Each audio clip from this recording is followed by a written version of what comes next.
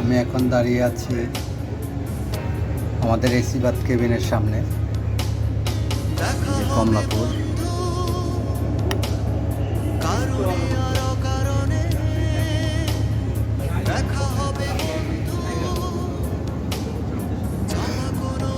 নিচে উপরের সিট আর এই হচ্ছে নিচেরটা, এটাকে বলে এসি বাথ। এখানে আছে একটা আয়না, হ্যাঙ্গার। দেখা হবে বন্ধু, চাপা কোনো বিমানে দেখা হবে বন্ধু।